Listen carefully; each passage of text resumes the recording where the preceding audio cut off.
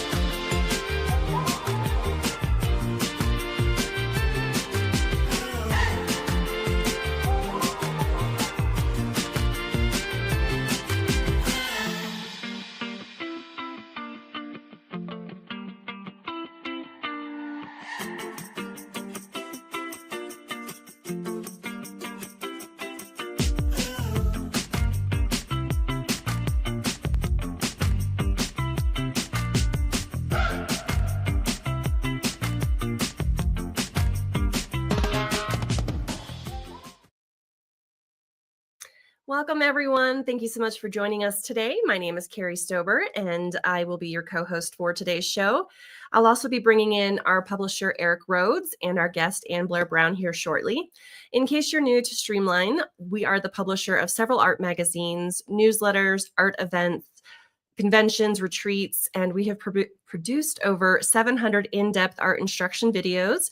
And you can find out about everything that we do at streamlinepublishing.com/everything, because there's far too much to mention in this one little clip of a video. So be sure to check that out. And before we get started with today's broadcast, I want to give you guys a little troubleshooting note. If you have any issues with lagging or skipping or things like that, buffering, it's usually the internet connection, but give your browser a refresh and that usually will fix issues 99% of the time.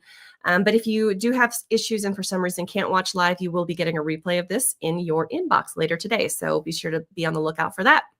We also like to give things away. So if you haven't already typed in the chat where you're watching from, please do that now so we can select some winners. If I call your name, please type "I'm here" in the chat, and then you're going to send me an email at winner@streamlinepublishing.com so that we can get you access to your fun prizes.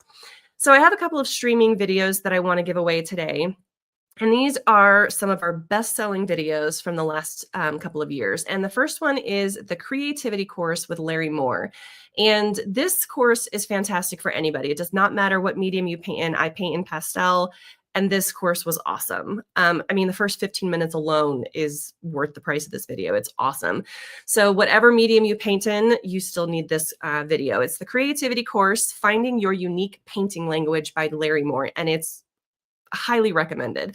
And our winner for this is going to be, let's see, Kay Sweeney. Kay Sweeney, you are the proud winner of Larry Moore's video, The Creativity Course.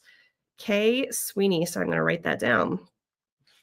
And then our next video is Michelle Usabelli's Painting Gouache. This is a great video as well, especially if, so a lot of artists who paint in acrylic are also kind of painting in gouache too. And it's got similar properties to acrylic, except that it dries matte and it can be reconstituted with water. So a little bit similar, but this is a fantastic video. So I encourage this one as well. And this video is going to go to Sarah Noonan. Sarah Noonan, you are the proud winner of Michelle Usabelli's new video. And the third one that I have to give away is Composition for Painters by Jim Wodark. So again, doesn't matter what medium you paint in, composition is important for all painting types. So this is a fantastic video. If you need to work on your composition, kind of figure that out. I know it's something that I struggle with when I'm painting. So the winner of this video is going to be, man, you guys are typing really fast. Vicky Brink. Vicky Brink, you are the winner of Jim Wodark's new video. Congratulations. Remember to send me an email at winner@streamlinepublishing.com so I can get you access to your videos. And then we also have the links. We'll drop those in the chat in just a little bit so that you guys can check those videos out if you are curious about learning more. We are going to be giving away some more things today, so be sure to stay active in the chat because you do have to be present in there to win, including we're going to do some upgrades for Acrylic Live for anyone who purchases today. And then also we've got a ticket to the Plein Air Convention that we're going to be giving away. So that's a huge, huge value of almost $1,700. So be sure to stick around to the end of the broadcast for that one. Okay, so like I said, if you guys are watching on YouTube or Facebook, switch over to streamlineartevents.com/brown. That is where our chat lives that we pull the winners from. So you want to be present in that chat in order to win some prizes today. And a reminder for those of you who are just joining us, if you have any broadcast issues, if it's buffering or skipping or anything like that, it's usually internet connection, but give your browser a refresh and that will usually fix your issues. Okay, so we are going to get started with our show here today. Just a minute. We will have a Q&A with Anne after the show. So if you've got any questions, type those in the chat and we'll keep those for the end. And our event today is sponsored by Acrylic Live, the world's largest online art conference for acrylic painters. It's taking place over 4 days in March with 24 top artists, including our co-host, Charlie Easton, and Anne Blair Brown, our guest from today, Jed Dorsey, and so many more. And I want to share with you a little bit more about this. So we are going to play a short video.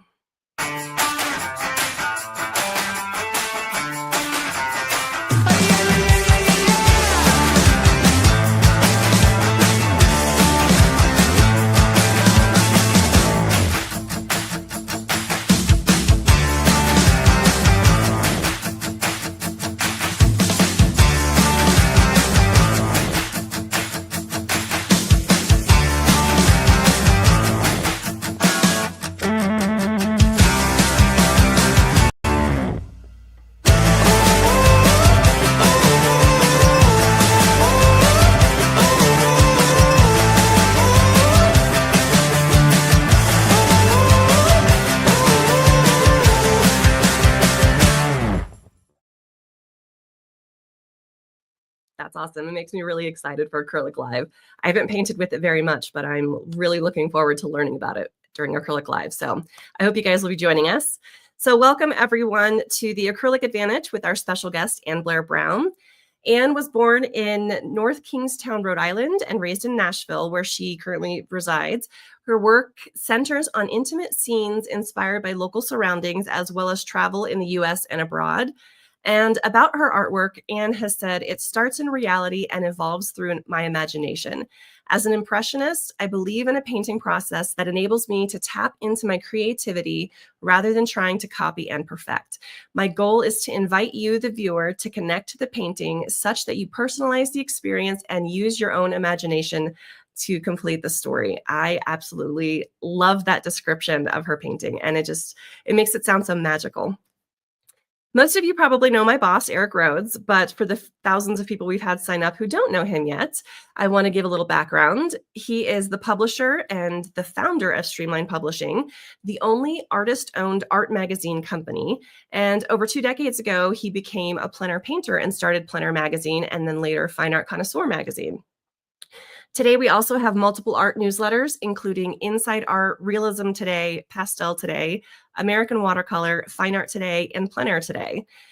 Eric is also the host of the Plein Air Convention, as well as artist retreats like Fall Color Week, Paint Adirondacks, and our new event, Winter Escape, which is going to be taking place actually next week in St. Augustine, Florida. And Eric is going to be taking a group of artists to plein air paint around St. Augustine and try to escape the winter weather, which has been pretty brutal this year.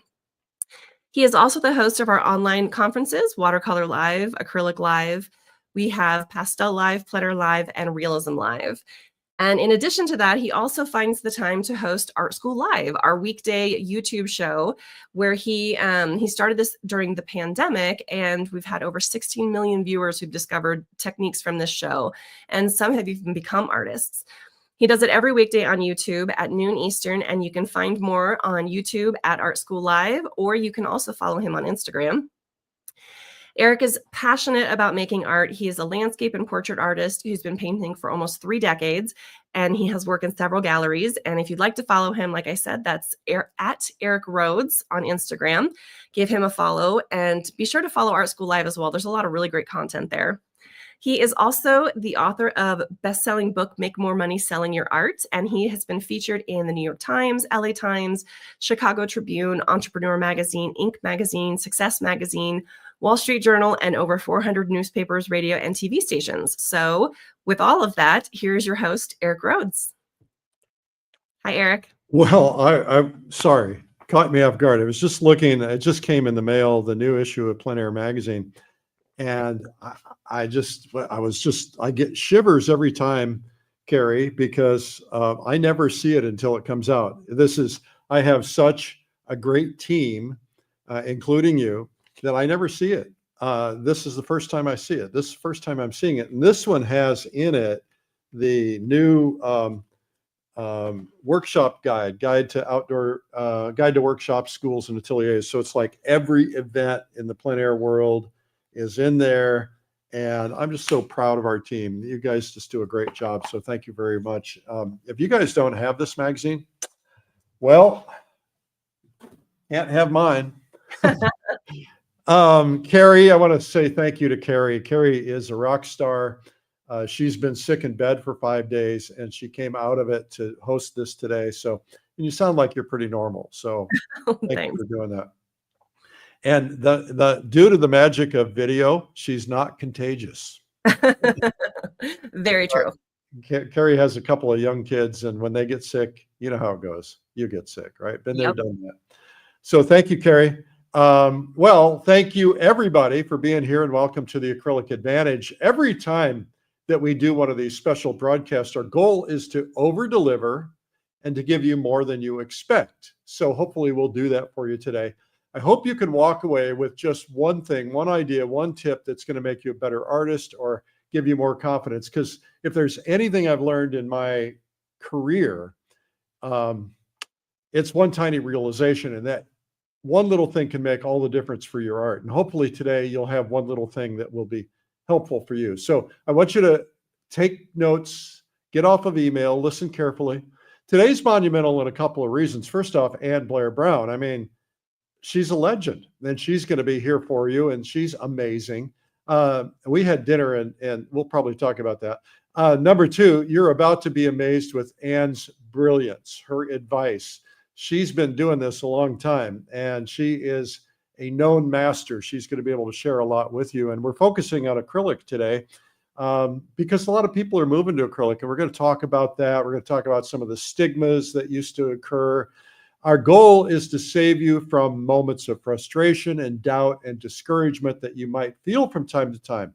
And if you're one of those painters who, like me, was struggling, I want you to know that you being here today says a lot about you. So if you're ready for change, if you're serious about creating art that's authentically true to you, that you're willing to work on yourself and invest in yourself, and you're open-minded, if you're willing to stick to it no matter what, and you're sick and tired of pouring into countless hours to improve, today's your day.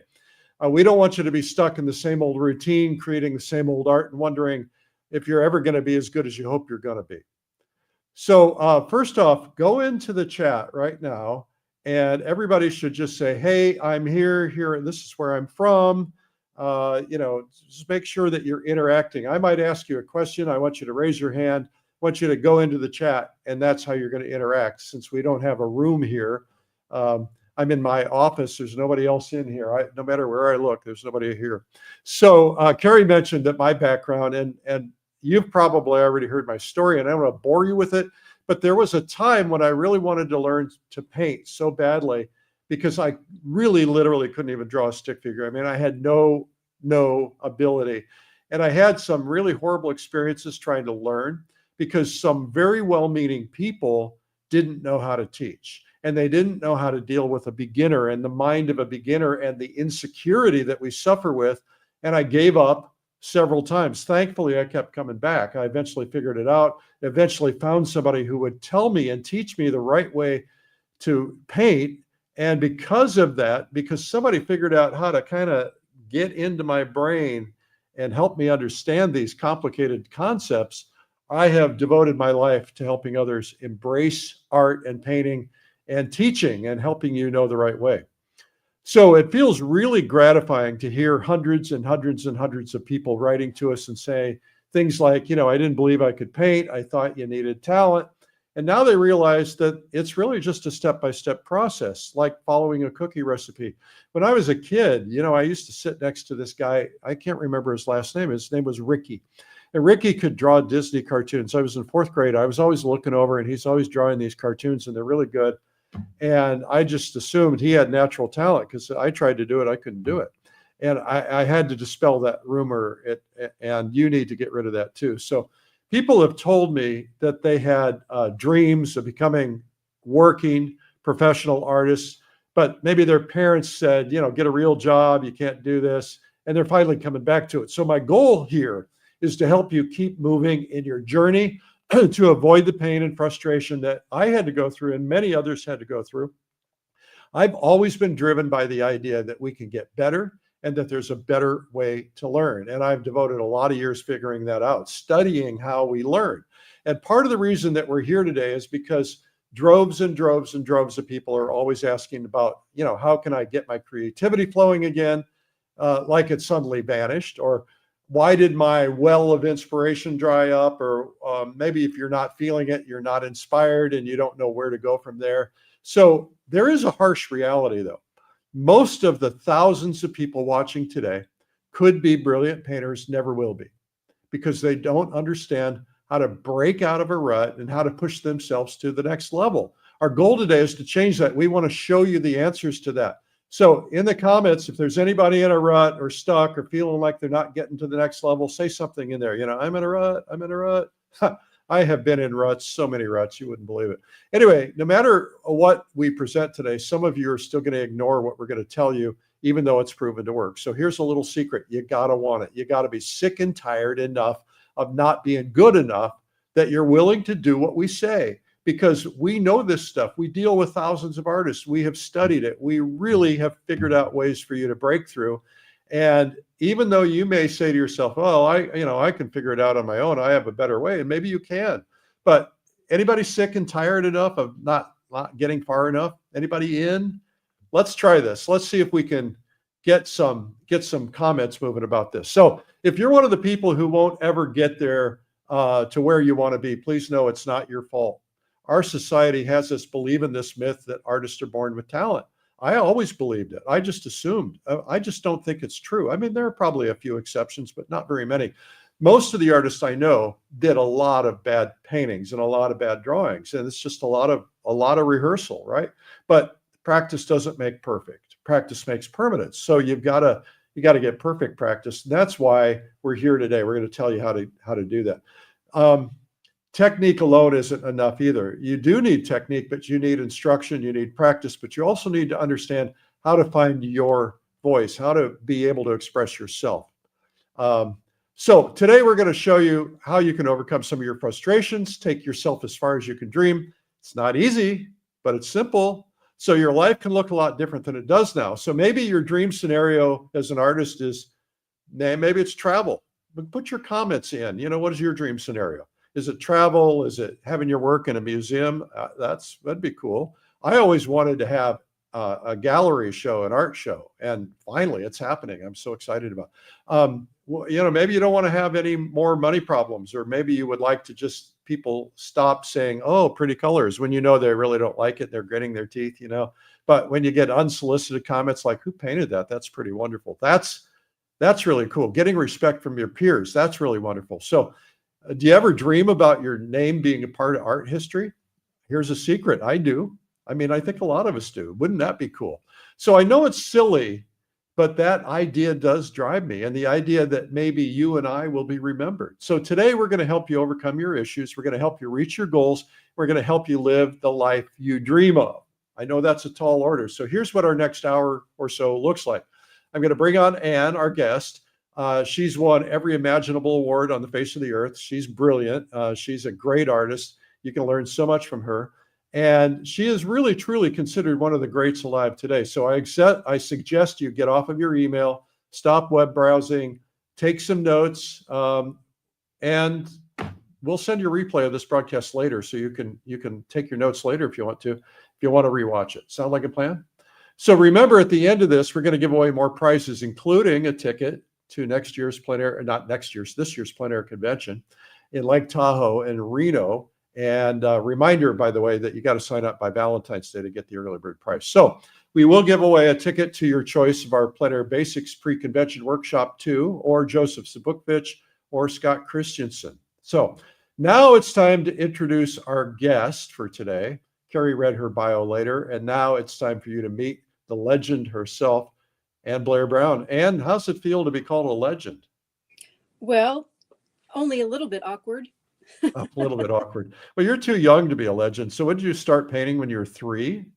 No, I was always artistic, but I started seriously painting when I was in college in my 20s. And then by the time I was 30, I thought, I really need to do this. And, just started painting and learning from other people. Yeah, cool. So today we're here to talk about acrylics. And, you know, I think it's really interesting.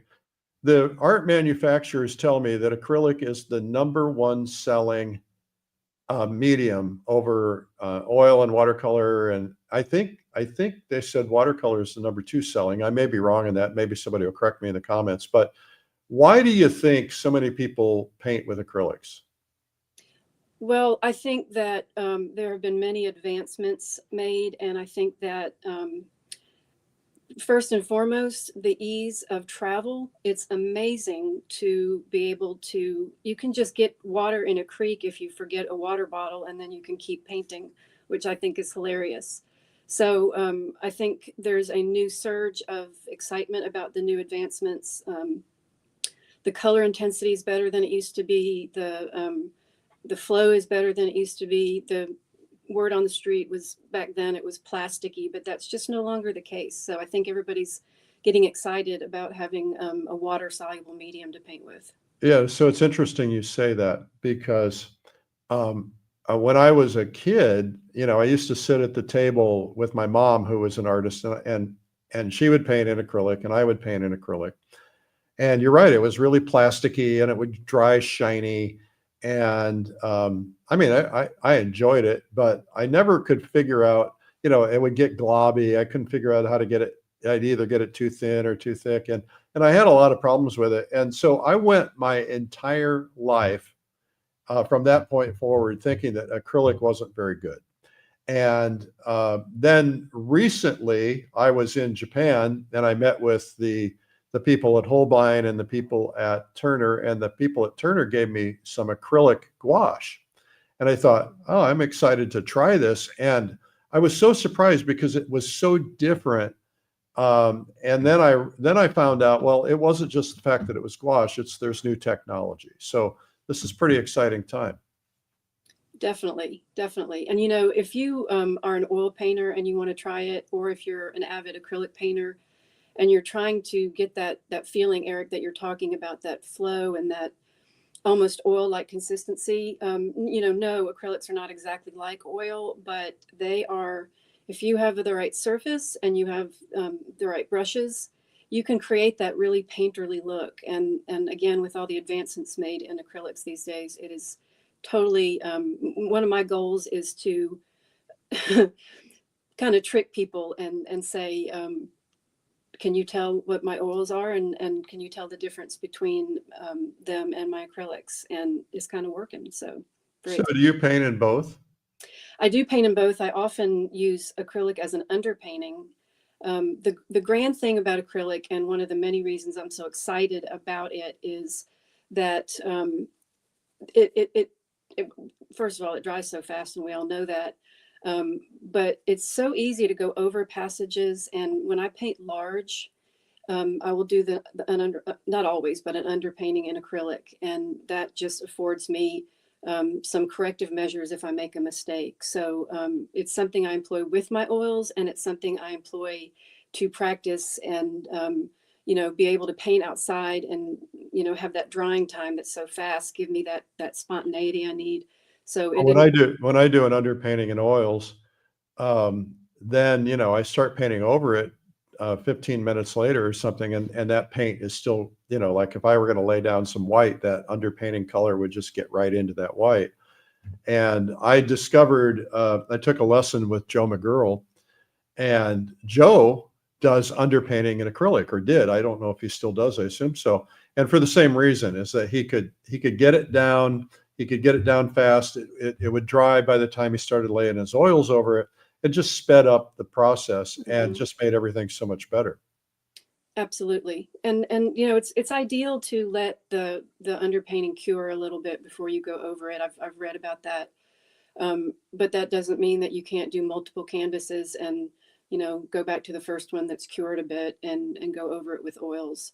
So what would an ideal time, if you were going to do an underpainting and let it cure, how much time does it need? I like to wait at least 2 days. Oh, you do? I do. And I'm not sure you have to, but just, I want to be archival, and I just want to make sure I'm doing the right thing. Right. So if you were doing, when you do plein air painting, do you plein air paint in acrylics, in oils? What do you do? I toggle between them because it's almost like I let the subject tell me what it needs. I do not do underpaintings outside. I mean, meaning I don't do acrylic and then get out my oils and go over it. I don't do that. But sometimes it just feels right to do acrylic, and sometimes it feels right to do oil. I do, when I travel, hands down these days, I'm taking my acrylics because it's so easy. And one of my little pet peeves is when you finish an oil painting outside and you're grabbing it and you get paint all over you, and God forbid you use turp and you get that all over you. And it's just one of my little pet peeves. So I love when I finish an acrylic painting outside and I can just grab it and go and stick it, wherever I need to stick it. Don't even need a carrier. So it's just something that kind of lends to my expedience outdoors. So I'll tell you a story real quickly. So I'm in Russia for the first time. This is 2004. And I hired a car and a driver and a translator, and I got a little tour of the city. And then I was going to paint.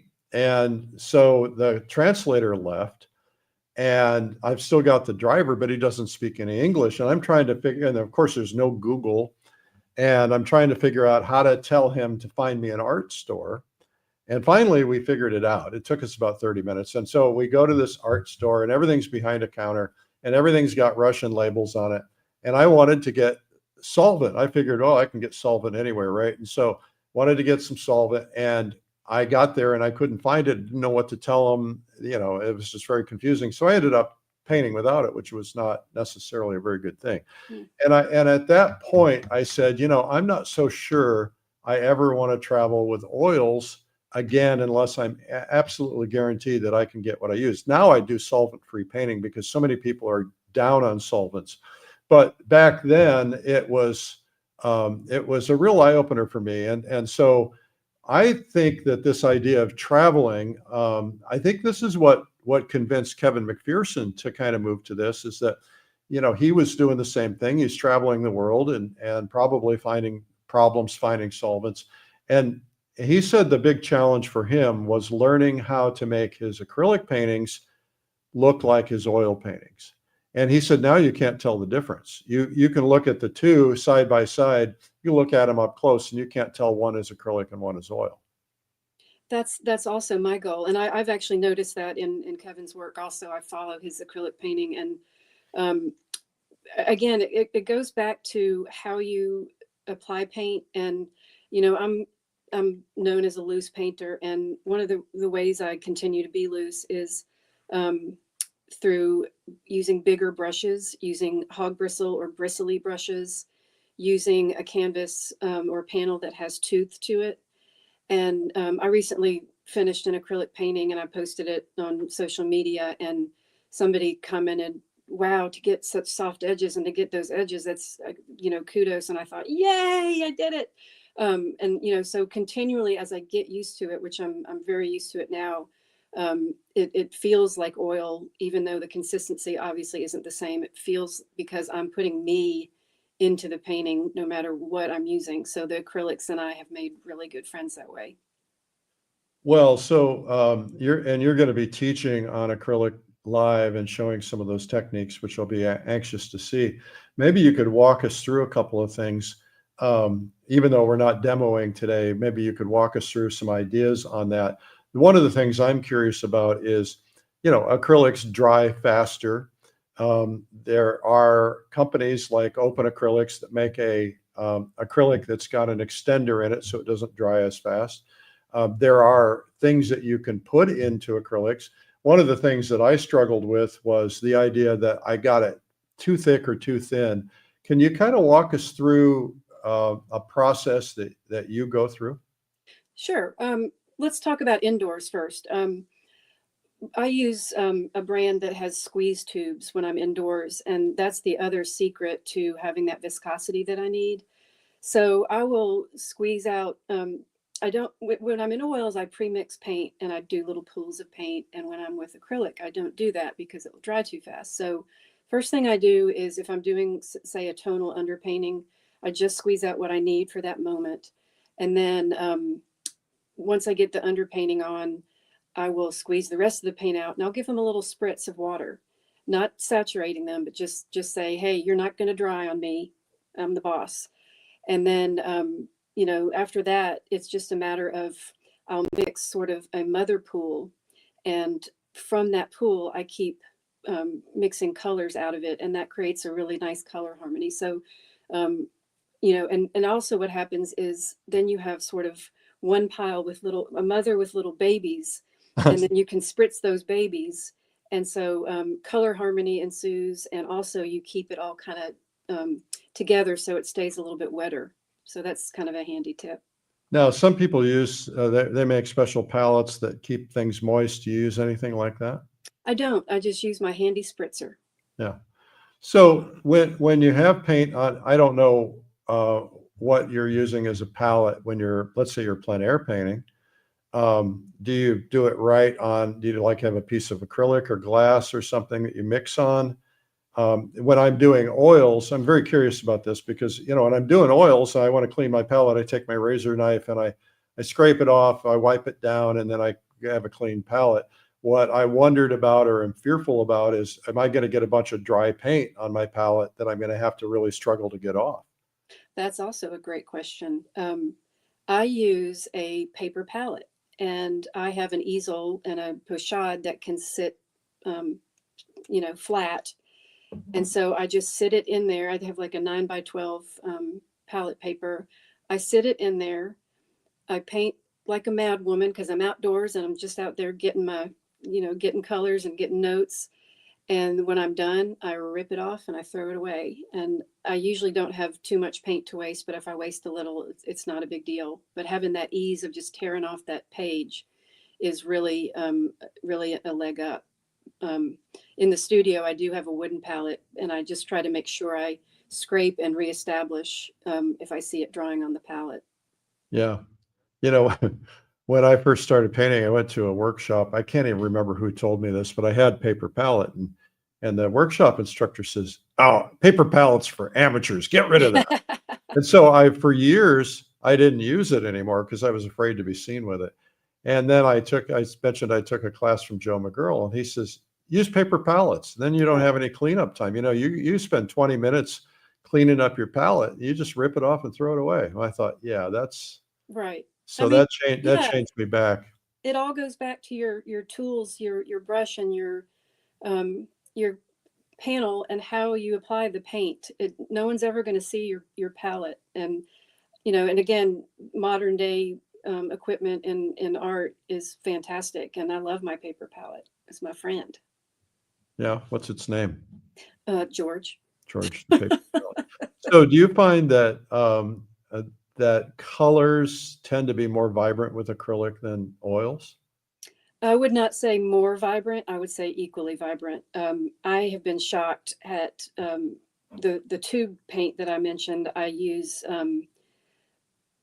It's inexpensive, and I was worried that I wouldn't get the colors I need, and I've been so pleasantly surprised. The acrylics made today are absolutely stand up to the history of oils. And I'm even getting some, you know what, I'm actually even getting some better colors because maybe it's that I'm feeling so confident and direct because of the drying time. And I don't mind that it can dry a little darker. What that's done for me is it's helped me paint in a higher key, which I've been, you know, working on. And that's actually informing my oils. So again, there's things there, it's going hand in hand with oil and acrylic practice. So I'm looking at the painting behind you, and the shadows in the foreground look very transparent. And I know with oil, I can make a transparent shadow pretty easily, but I'm trying to envision how I would do it with acrylic. Can you walk us through a process of creating that transparency in a dark or in a shadow? Oh, sure. Well, what I tend to do when I paint, no matter what medium I'm using, I try to see very basic shapes, like literally puzzle pieces of 4 or 5 shapes. And then I look at the shadow and the light within the shapes. Even if it's overcast, there's some sort of shadow. So I lay in, you know, sometimes a rather bold color, and I don't get fancy. I don't get cute in one area. I fill everything in, and then when I want to create a sense of transparency with the acrylic, I will take a little bit of the color and light. For instance, the yellowish color on the street, and I'll mix that in with some of the blue or whatever I use for the shadow, and slightly lighter value, and then I'll just brush it in, and then you can I just start creating color within shadow, and that creates an illusion of that transparency that I think you're after. Okay, I want to ask you a question about that because I may have missed it. You lay down a shadow, a big shadow shape in the original color and then you go back over it with the yellow mixed in, or do you just lay it down, mix the yellow in and do it that way first? That's great. I can elaborate on that. So if I'm mixing the color on my palette, I will I'll mix the shadow color and the light color. See, the thing is a lot of people think, okay, the shadow is some dark color, so I'm just going to stick something in there. But what I try to do is realize that that whole street is the same color. The shadow is just the absence of light. And then, of course, there's atmosphere and cooling or graying as it recedes. So what I try to do is make a bold statement with light and shadow, but then make sure that those two colors are the same, but just, again, one is darker and one is lighter. So if I want to go back into the shadow to create more interest and color, then I will take the lighter color and mix it into the dark on my palette, and then mix it on top of the shadow. And you can see, you can't really see it very well here, but if you were standing here, you could see that there's a lot of that yellow kind of vibrating into that blue. So do you, can you walk us through a little bit of your painting process? You talked about in studio, you paint differently than outdoors, but do you do any layering other than your underpainting? And when you're doing your underpainting, are you toning it a particular color to try and influence things? Can you just kind of say, okay, here's how I do a studio painting, process 1, process 2, etc. Sure, perfect. Thank you. So yeah, the first thing I do, even if I'm working from a photo and say not doing a still life, is I draw little contour drawings, and that keeps me loose, because a contour drawing is something that you do, you keep your pencil down or pen and you just flow. And if you don't bring it up, you get all these great squiggles, which could drive some people crazy. But what I teach my students is that's going to loosen you up right out of the gate, and you're not going to be too precious with your thumbnails. So then I get grayscale markers, and I really hone in after I get about 4 or 5 shapes. I really hone in on the values, and I'm studying that, and I'm taking mental notes for my color. And then I try to do a no-tan sketch, which is just in black and white, and see, you know, is this a powerful subject? Because if it reads in black and white as some sort of great abstract, it's going to be a pretty decent painting. So I do that first. But so as for the underpainting, in oils, what I need to mention oils to talk about acrylic. I will take that vision of the grayscale markers and think about those values. And so I'll sometimes I wipe in the oil and then wipe out lights and then put darks in. Sometimes I will just start drawing with darks and sort of smear it around and wipe out lights with water. Having said that, that's not very viable in acrylics. So what I do there is I will sometimes do a little no tan, which just means I'll just take like a burnt umber or something and get anything that looks dark or mid-tone dark and lay it in, and then work, you know, try to find shapes and information out of that. But the second thing I do, and what I did for this painting, was did sort of a color for value painting. So I took, I don't have burnt sienna on my palette anymore, but I can mix it. So I mixed sort of a warm burnt sienna-esque tone. And then I made a dark version, a dark gray version, a light gray version, and then a lighter version. And I did a 4 value underpainting. And that just helps me, that when I mix color, I almost, you know, I've got the value. So all I have to do is make pretty color. And so just for clarity, that underpainting is one tone, four variations of that one tone? Yeah, just like if imagine doing a black and white painting that a lot of people have done in classes. Yeah. So that, you know, black, dark gray, light gray, and white, but I tend to not do stark white. So I added a little bit of my warmth into the white. So basically a 4 value painting, but just with a little color. Yeah. It's very effective. Yeah. All right. And then from there, what's next? So then that's when I don't squeeze out the paint until I've got my underpainting, you know, and like my whole palette, because it'll dry. So that's when I squeeze all the paint out, and I squeeze it liberally. You know, if you want to be an expressive painter, you need to get that paint on there and get that paint on the brush and get that brush on the canvas and get it going.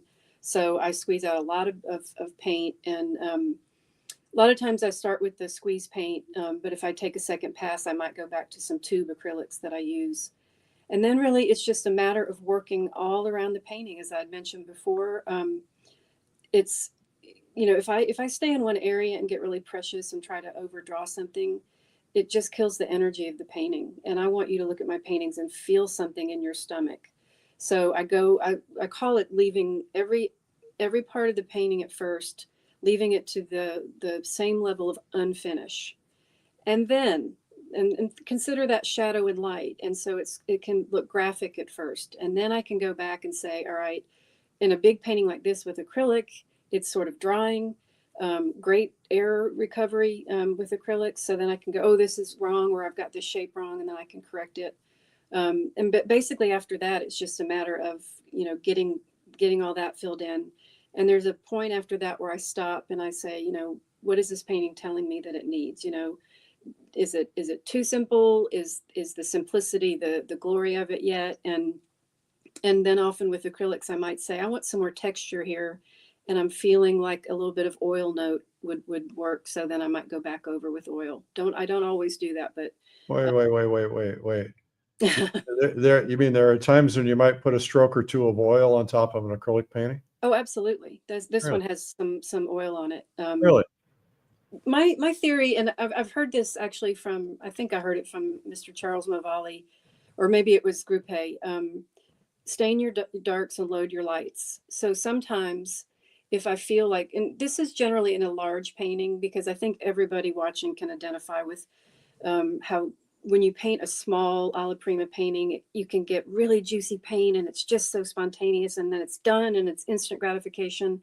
But with a larger painting, I think it just takes a little more effort. So if I feel like sometimes I love the matte flatness of acrylic, and mostly that's why I use it. But then every now and then I think these passages in light that I'm painting to excite you, I want tons of texture and maybe even a little reflection. So I may go over and, a couple of notes in places. There are times when I've gone completely over an acrylic, and that just was my underpainting. So my understanding is you can lay oil on top of acrylic, but you cannot lay acrylic on top of oil. Exactly. Disaster. And why is that? It's just and I do not profess to be any technical expert on this, but it's just a thing that water. Well, and you know what? If you're using water-based oils, that is a question that I have, but I think the breakdown and the consistency of acrylics just would not lend to being over the kind of thick.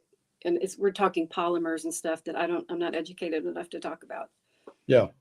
Well, Joe Gersak is your guy on that one.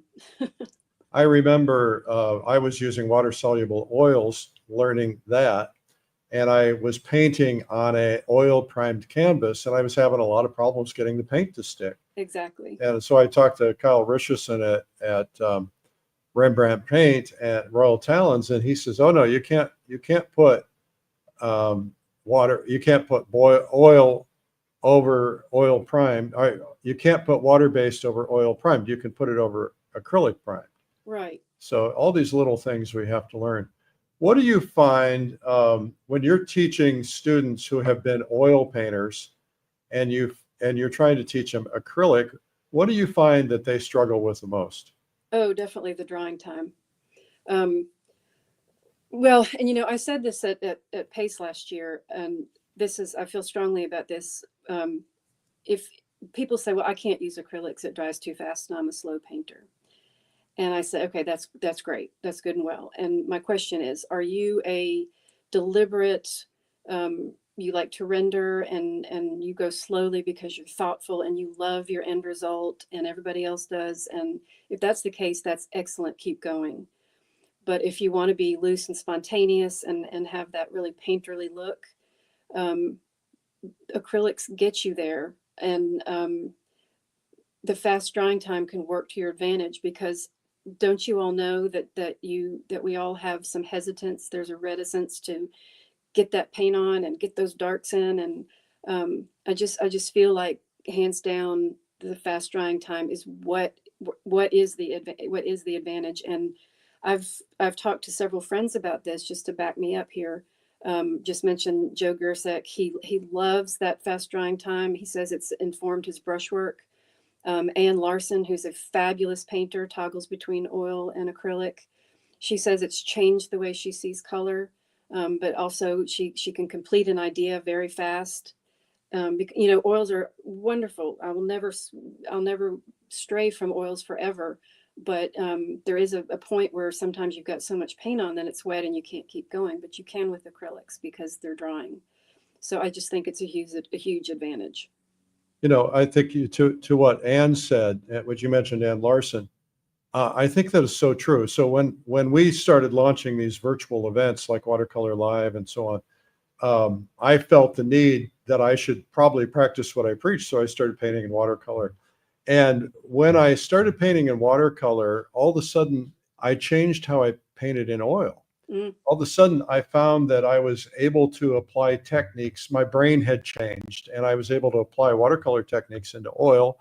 And then the same thing kind of happened when I started with pastel. And what I'm realizing now, having gone through this process for a little while, is that I'm more excited about my art than I have been. Because, I don't know if you've ever got stuck or felt like you just were like nothing was ever changing. But when I started shaking it up and trying some different mediums and getting out of my comfort zone, I was having fun again. And I was playing again. I was trying new materials. And then, one thing informs the other. Even painting with acrylic gouache, there are times when I'm like, oh, I got to do this with acrylic because I want that drying time. Because otherwise you got to wait it out. You got to put the painting away, come back 2 weeks later or a week later or whatever, and then do the stuff. And with acrylic, it's like I can get the whole thing done in one sitting if I really want to. Exactly. And I love the way you describe that because my biggest message is playtime. And when I'm speaking to my process, when I'm sitting there doing my little contour drawings and coloring with grayscale markers, I feel like I'm in kindergarten, and that's a good thing. I've been painting for a long time and I have, deadlines and responsibilities, and this gallery needs this. And acrylics has, adding that into my process has added that what if factor, as Larry Moore would say. What if, I have a whole separate area sometimes where I do acrylic paintings when I'm, recording for a class or something like that. And I sit at my little table. And again, I feel like I'm in kindergarten. And if we don't have enough playtime and we take things too seriously and we don't put ourselves out of our comfort zone, we never grow and our work won't get better. And I think that's just a fact. So I teach people, get a little uncomfortable, and I do it myself. If I'm feeling super comfortable one day, I might take out a big fat 3-inch brush to paint a painting and see how I can manipulate it, to get those edges I need. And get back to acrylics. It's just absolutely infused a new life into my work by virtue of having different qualities than what I'm used to. And I really encourage everybody to play with it. So you mentioned earlier this idea of laying an oil brush stroke over acrylic because you wanted to have that sense of brush strokiness. So I'm curious about this. If I wanted, I've always tried to envision, how did Sargent paint? And I think sometimes he does this whole painting and then he says, okay, where do I need some like really big, thick, juicy brush strokes, right? And you just kind of lay them in at the last minute. And then with oil, you can get that texture. You can get that thick stroke and that wave and the texture and drag it across. If I do that with acrylic, with thick acrylic, will I still get that brush texture or will it kind of blend together? You absolutely can get that that thick, that juicy brushstroke with the drag marks in it. And I, just off the top of my head, it feels to me like my smaller paintings are where I leave them acrylic. I get that juicy stroke you're talking about, or strokes. And again, people are hard pressed to decipher whether it's acrylic or oil. And, the only reason I mentioned doing some oil over acrylic in spots is, so, again, sometimes the painting just tells you what it needs. And if things are super flat and you've already painted in acrylic several layers, it's just actually fun to just get out big squishy, oil and stick it in a couple of places that warrants thicker paint. But you can do that with acrylic. I have to say it again. In the moment, I think this is what will work right now. Well, I'm excited to see you paint on Acrylic Live, and excited to learn from you, because I want to see it in action. And one of the things we did is we picked a lot of different styles and approaches. So, some people paint very abstractly, some people loosely, some people tightly, some more traditional, some more colorful.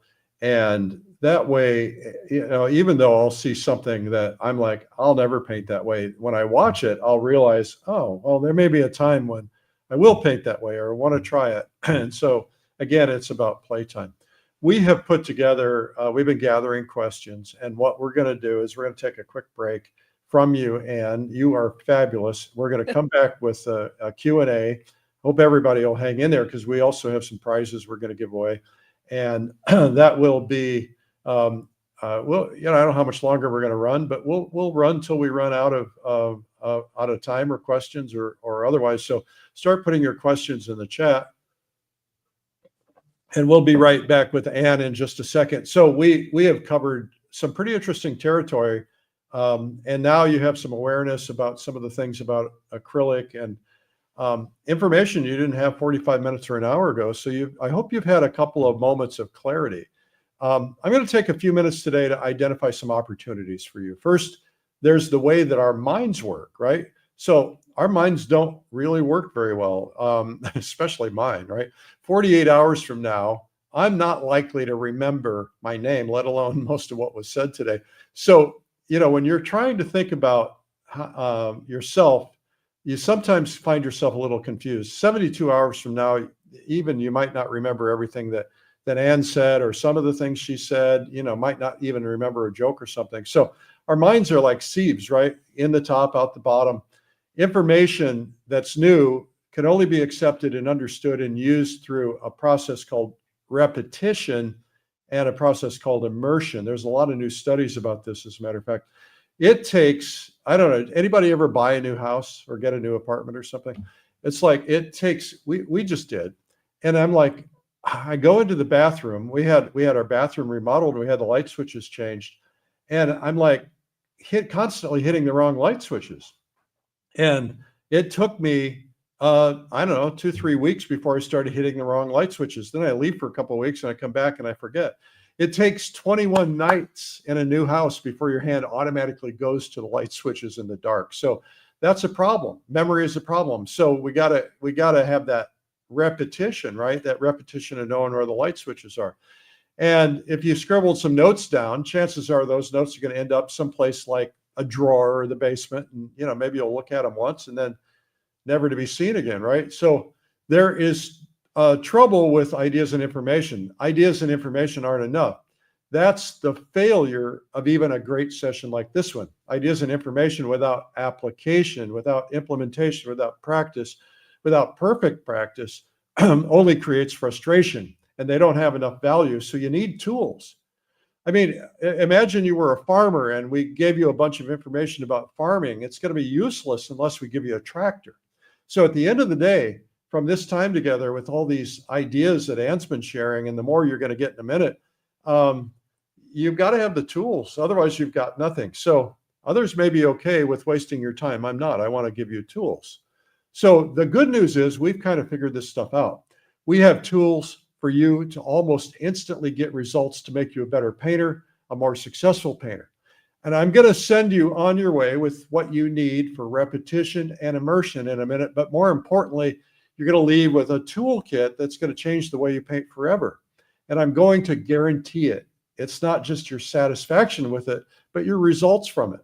So I want to quickly tell you about my guarantee, then the resources and toolkit you're going to need. I'm going to guarantee that what I'm offering you today is going to transform you as a painter dramatically and impact the rest of your painting career for very, very little money invested. In fact, about as much as a cable bill would cost. And, when you think about the rest of your life, that's pretty reasonable.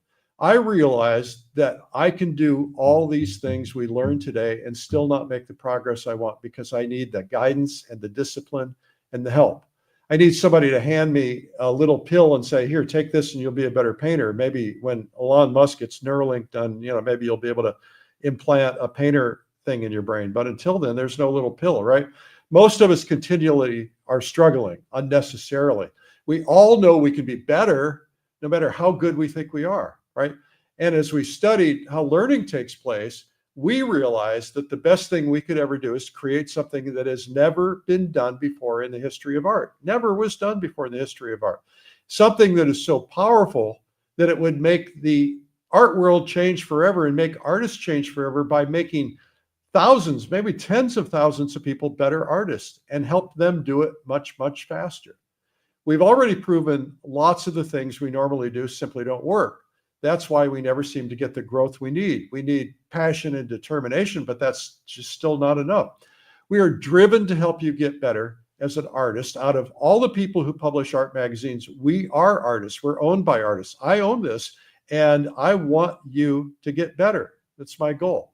So we're not some big corporation whose only concern is growing our stock value. We're part of this community. Many of you are my friends. I have to survive in this community. I can't risk my credibility, and I can't just be some big evil corporation trying to take and extract every dollar and give it nothing in return. And believe me, that happens.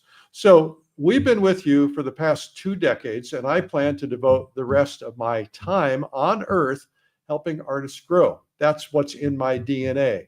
That's what I'm rooted to do. That's my true thing. I want to make artists better, and I want to help more people learn to paint, even the people that don't think they can. I want to make you the artist you want to be. I want you to be able to look at any scene, any painting from any painter and say, you know what, I think I can do that. Now I know how. I want you to live your special dream.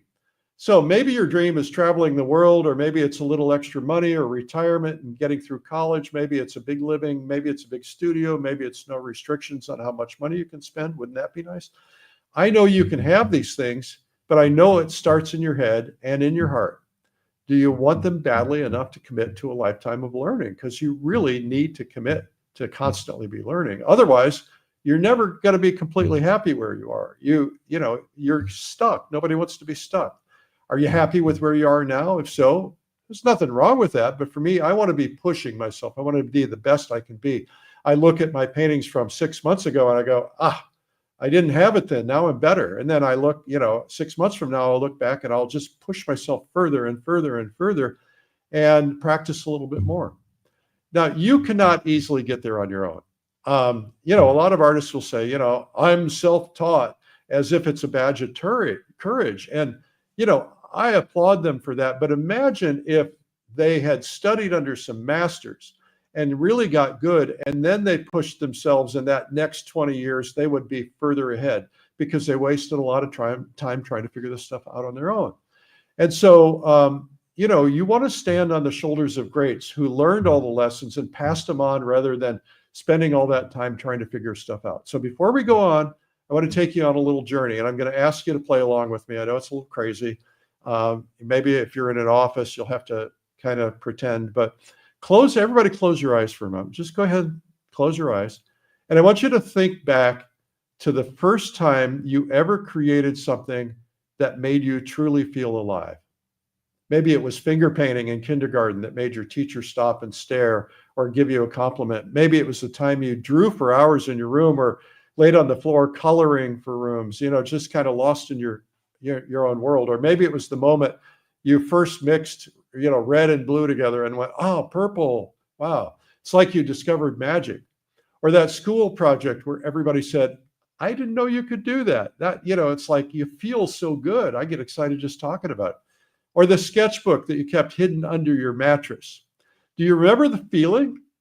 If you do, go in the chat and say, what was it for me? What was it that really got you excited? The encouragement. Now stick with that memory for a second. Just bear with me for a second.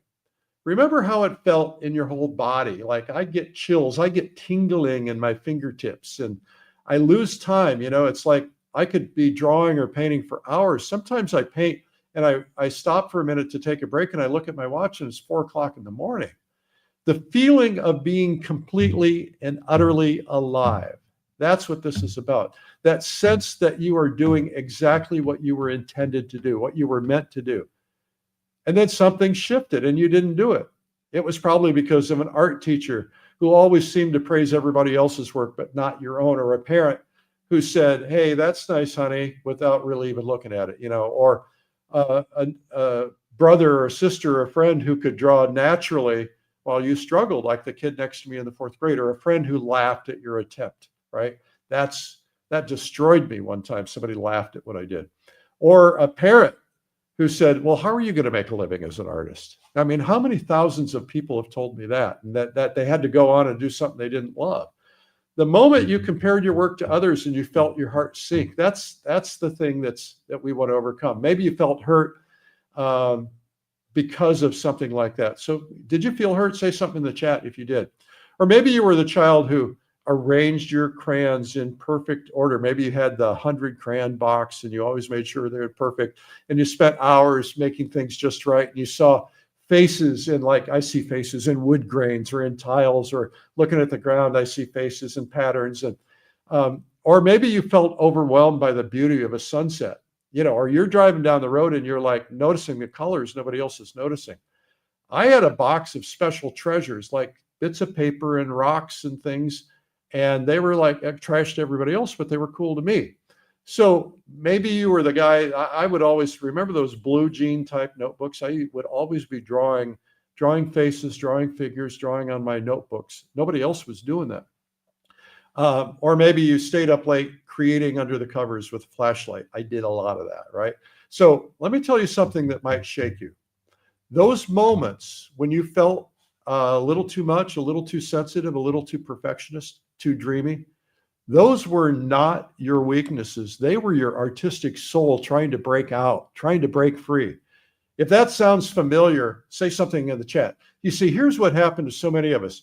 We learn to hide our sensitivity behind practicality, sometimes because of our parents or teachers, to bury our creativity under responsibility, to channel our artistic energy into sensible pursuits, or to judge our creative attempts with cruel precision.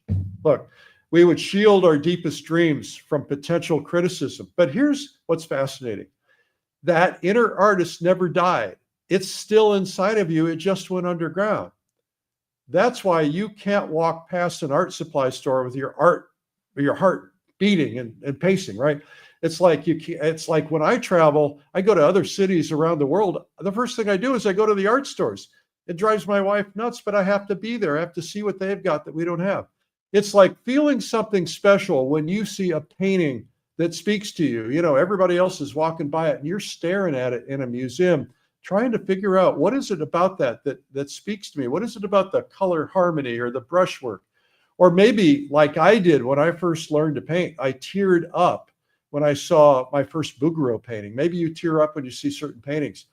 I have dreams about painting and creating. I keep buying art supplies. I bought some today, more than I need. I have a pile of stuff I just bought. It came in the mail. And maybe you have things that you buy, but you're not knowing exactly how to use them, or you're afraid to use them. And maybe you're telling yourself, well, someday I'll figure it out. Look, you're not alone in this. What if I pour my heart into this and it's not good enough? What if I try my best to discover that I don't have talent? I was afraid of that. What if I'm too old or too late or too far behind? Or what will happen if people laugh? What if I'm wasting my time? What if I am not who I think I am? What if I'm never good enough at painting? Sound familiar? Look, these fears are not just warning signs. They are indicators that you're standing at the edge of something magnificent. You see, there's something most people do not understand about true artists. The ones who make it are the ones who are born with talent, but that talent has never been pulled out of them. They're the ones who felt this exact same terror and they created anyway. They're the ones who shook while holding their first brush, or being afraid of it, or they cried over their earlier attempts, or they felt like imposters, or they started like they doubted everything, but they kept going. That's what happened to me. I kept going. People kept telling me, hey, Eric, you suck. And I kept going. So today I'm going to show you something that will change everything you believe about your artistic ability. But first, I need you to make me a promise. Promise that for the next couple of minutes, you'll let yourself believe something a little radical. That every moment of self-doubt that's in your head, every criticism you internalized, every time you held back, was just preparation for this moment. Because what I'm going to share with you isn't about technique or method. It's a permission slip to become the artist that you've been afraid to admit you already are. And it starts with understanding something that's going to challenge everything you've been told about your artistic ability. What does a school teacher, a divorced mother of 3, and a retired doctor, a retired heart surgeon all have in common? It's not a joke. These people all overcame their fears. They were afraid to do it. They couldn't do it. They told themselves they couldn't do it. They told themselves they didn't have the talent. And yet they started producing good artwork and are feeling confident about their art for the first time. One of them told me she attended one of our online virtual events and she pushed herself to the next level and she got her first art show and sold a bunch of paintings. I'm like blown away. I love this. So you might be thinking it's impossible for me. And you'd be right. It is impossible if you follow conventional thinking. But you see, I've spent the last decade, because I do instruction, I've spent the last decade studying what makes some people explode with artistic ability while others are stuck. And I've studied how we learn, and I've studied how things stick and how some things don't. And I've noticed something fascinating. The most successful artists aren't the ones who follow the rules. They're the ones who are willing to look silly, take risks, and trust their instincts. How about you? Do you have instincts that you're trusting? Go in the chat. You got instincts? So let me say something that might shock you. Your lack of traditional art training, if that's you, it's actually an advantage. You see, while everybody else is trying to unlearn bad habits, you're like a blank canvas, ready for something revolutionary. It's like I had a golf instructor tell me one time, he says, you've got too many bad habits. You've got to figure out how to overcome those. So you might be what I call a creative maverick, right? Here are the signs. You see patterns that others miss. You're drawn to unconventional solutions. You have multiple unfinished projects because your mind just moves faster than your skills. You've attended workshops, but you felt restricted by their rigidity, or you have a secret belief that there's got to be a better way. Well, there is a better way. And here's what's interesting. Did you know that some of the most celebrated artists in history were considered difficult students or rebels? And imagine for a minute, what if just maybe 3 months from now, 4 months from now, you could walk into a gallery with a decent painting and show it off with confidence and say, hey, I did this, right? Wouldn't that be cool? To create art that stops people in their tracks, to have people asking about your next piece. Frankly, you finally are able to express what's inside of you. Would you want that? Well, you're a unique part of a group I call artistic alchemists, right? People who question traditional limitations, see possibilities where others see problems, and have an unusual capacity for creative absorption. So feeling a deep need to create, even if they've been told they can't. So what I'm going to share goes against everything the art establishment preaches. In fact, if there are any traditional art teachers watching this, you might not like what I'm going to say, but I'm going to reveal it for you now. And it's going to change everything you've been taught about art. Natural talent is a myth. Practice time, practice does not make perfect. Practice makes permanence. Only perfect practice makes perfect. Finding your voice, you don't have to find your voice. Your voice finds you. It's like your signature. It eventually evolves. Creative blocks, they don't really need to exist. So before I go on, I want to know one thing from you. On a scale of 1 to 5, number 1 being, I'm kind of curious, and number 5, like, I'm ready for transformation. Go into the chat right now and say, am I a 5? Am I a 1? Am I somewhere in between? Am I ready for transformation? Look into the chat. Okay, they're starting to come in. I think a lot of 5s, a lot of 4s. Cool. Well, this is something that tells me that you're ready for this. You're ripe for this. Okay, so I'm going to share something powerful, unconventional. It's one of the best kept secrets in the art world, and it's never been available before in acrylic, and it's Acrylic Live. But before I tell you this, make me a promise that you're willing to suspend everything you think you know about learning for just a couple of minutes. All right? So Acrylic Live is the world's largest online conference. It's brand new. It's online, so you can watch at home. It's dedicated to acrylic, all forms of acrylic, and it is the answer to the age-old problem. I know because the answer to your growth problems are resolved because I've seen it happen with Watercolor Live. I've seen it happen with Plein Air Live. I've seen it with Realism Live, with all the different ones, Pastel Live. I've literally watched thousands, yes, thousands of people be transformed from these other events. And if you're an oil painter or you're a watercolor or pastel painting, attending will pull you out of your comfort zone and help you see the things you otherwise can't see because of your blind spots. We all have them. but it will not only show you how to use acrylic, but it will make you better at all of the mediums you use because it'll pull you out of your creative rut. Acrylic Live is 4 days online, features 25 of the finest living artists alive today. The conference is a whole picture. You learn portraits, figures, landscapes, flowers, still life, because you got to learn how to do all those things so you can do them when you want to do them. And it is designed because we're tired of watching people miss their dreams and their struggle. This event will train your brain. You'll be able to paint, draw things even better than you thought you could. You'll paint with confidence and lose the doubt. So when it comes to opening doors, you're going to be able to open them. Some of the instructors are going to teach you things you never saw before. Some are going to repeat things that you need to hear repeated. These are high demand people. They are rare air. They're true masters. So there's no way to put a true value on your education and the value of getting where you want to be 5, 10, 20 years from now, or getting there sooner. But we want to get you there as quickly as possible. So today I'm going to give you a price. It's lower than you normally get. It's lower than what's on the website right now. And I'm going to give you a bunch of bonuses at the end. And then at the end, we're going to give away some more stuff. But like I said, this event is really it's like the cost of a dinner out with another couple. It's not really a big deal, right? And you could pay double for a single workshop. This is going to be the best investment you make in yourself in the future. So much so that I'm going to offer you my guarantee. If you attend and it's not what you think it is for any reason, you can watch the full first day. If it's not for you, if you don't feel like you're getting anything out of it, if you're not feeling like you didn't recoup your initial investment in that first day, you'll let us know by the end of the day and we'll refund 100% of your money. And if you're watching the replays and you're practicing over and over again, and if you still don't feel like you made a monumental change in your work and you're not amazing your family and friends with your improved painting style, I'll still refund your money.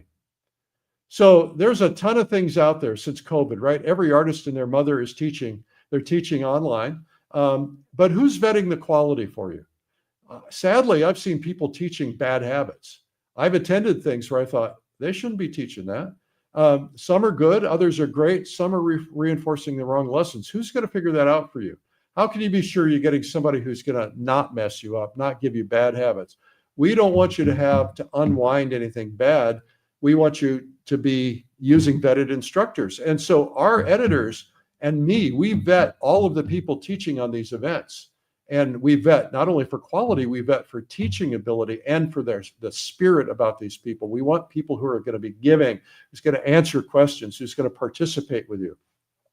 So you can do classes from any online, and they're great, and you should. You can take YouTube or mentoring programs, and you should. All of these are good options. But there's nothing that's going to be like Acrylic Live, which is the only full immersion, full day event in the world featuring top acrylic artists. And Harvard says the best way to learn is full immersion. It's like jumping into a swimming pool. It's the fastest way to learn.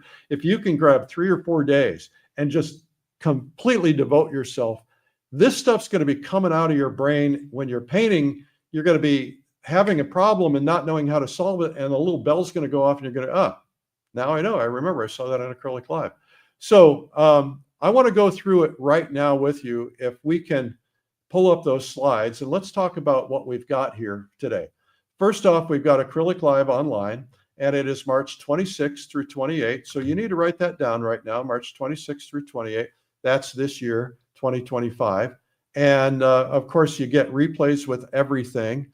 And when you paint, you're going to be cementing concepts that come along as you need them. Before I show you to the faculty, I want you to know I'm going to give you a special price. I told you that. So get ready for that. Okay. So let's, next slide. Oh, I guess I do these myself. Okay. So here's the world-class faculty. I'm not going to read all of these names, but here's what I wanted to do. I decided I wanted a co-host who really knew acrylic as good as anybody. And so Charlie Easton from Canada, actually originally from England, tall, good looking, British accent, brilliant painter. He's going to be my co-host. All right. So this is a fun thing we're going to do. We have a lot of different styles. So if you want to learn to paint in a very traditional manner, we have somebody for you to do that. If you want to do a little bit looser portraiture, you want to do really stylized impressionistic landscapes, there are people who are going to do that. All kinds of scenery. Imagine being able to do something like this with acrylic. That just feels like oil to me. There's all kinds of approaches to be able to do this, and you're going to be able to learn all of these approaches on Acrylic Live. Some of the best acrylic painters in the world who are going to be there for you in a lot of different styles and approaches. Mike Hernandez is one of the great animators who's just brilliant with acrylics and acrylic gouache, and lots of people doing lots of different things for you. And the great Kevin McPherson is going to be here. Kevin has decided that he can't do oil all the time anymore. He doesn't want to travel with it. He's doing more and more and more acrylic. And he figured out, and he's going to show you how he makes acrylic work to feel like his oils. So there's a lot of different faculty members and a lot of different styles and a lot of different approaches. And you're going to learn all of these on Acrylic Live. So we're really excited about this and giving you a huge faculty. So the first thing I want you to know is that there's a special price. This is a special price for this group of people watching today only. And first off, we have Essential Techniques Day. We have a 3-day event, and before the 3-day event, we have Essential Techniques Day on the 25th. It's a full day of essential techniques and refreshers. It's 7 days of replay access and private Acrylic Live Facebook community and live breakout sessions. And you get to paint along at the end of the day with us. That Essential Techniques Day is $297 if you go to the website today. Today for you, ready? $197, all right? And the attendee price, actually $0. And here's why. We're going to package it together with the other. So there are 3 levels, 3 tiers. There's the basics, the premier, and the VIP. Each of them has different replays, and some of them, like the premier has, you get some physical items, you get some hats and some things. The VIP, you get all kinds of tchotchkes and really cool stuff, collector's items. And so the VIP gets a year of replays. The premier gets 60 days, and a lot of people just want to be able to watch and get 7 days of replays. So that's your low cost alternative. And I'm going to give everybody a bonus. If you sign up within the next 60 minutes, we have all these different bonuses I'm going to give you. This is what they would sell for individually. And so we're giving you all of these people. These are all acrylic painters, and we want to give them all to you so that you have an opportunity to get these, and they will be in your player, so you can have access to them. This is almost $1,000 worth of value. You can pay in any way, credit card, whatever. If you need to pay by check, we can make that work for you too. You just have to let us know. And there's payment plans. If you use Shop Pay, you can actually get payment plans, and so you can spread out your payments right away. This is going on in 2 months, so you can do installments, right? So, and we have a guarantee. Remember, 100% watch it and love it, money back guarantee. If you watch the first day and you don't love it, you don't feel like you got your money's worth for the whole week, then we'll refund your money. We haven't had to do it, maybe once, I think. So what I want you to do is to click on the link now in your player, and or you can go to acryliclive.com/offer. Do not share this URL with anybody else. This is just for the people on this broadcast today. So there is a click thing on your player. If you're watching online, go to acryliclive.com/offer. And if you sign up in the next hour, you receive the next bonuses. But otherwise, you have until Sunday at midnight to sign up and get this price. Is that right, Carrie Stober? That is right. Okay. So I'll tell you what I'm going to do is just ask, do we have a little soft music or something we'll just put on for a minute, and then we're going to right back to questions and giveaways. So go ahead and fill that out now and sign up now so you don't forget. And remember, the payment plans are available, and so you can do that. And if you're not an acrylic painter, try it anyway. I think you're going to really have a lot of fun. I'm looking forward to it. And we have decided to really start giving everybody challenges to help them get to the next level. My goal is to make everybody into a painter, and everybody who's a painter into a better painter. And if they're a better painter, into a much better painter. And that's what I'm devoting my life to with all the things we're doing. And so this is one of those things. And so go ahead and fill that out now. We've got just a tiny bit of music for you. and then I'll just give you a minute.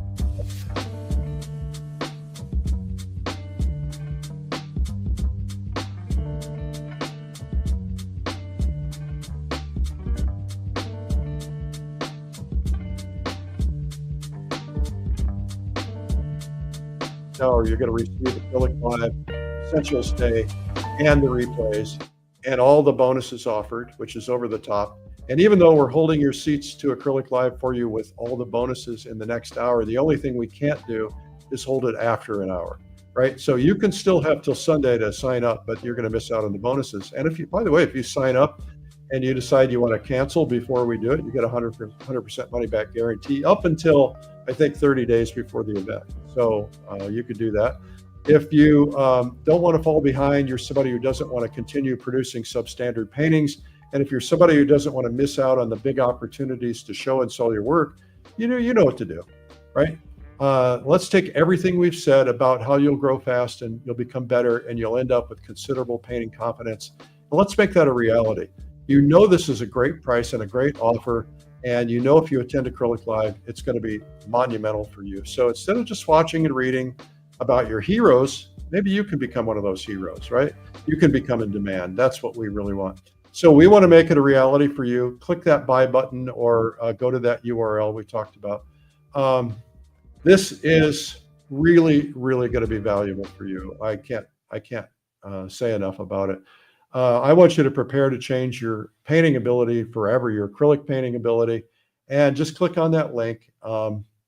Pick the amount of time you want in the replay. The best deal, quite frankly, is the 60-day. Today, by the way, is the last day, if you sign up for Acrylic Live, that you can get all the hats and tchotchkes and the VIP tchotchkes and stuff like that. All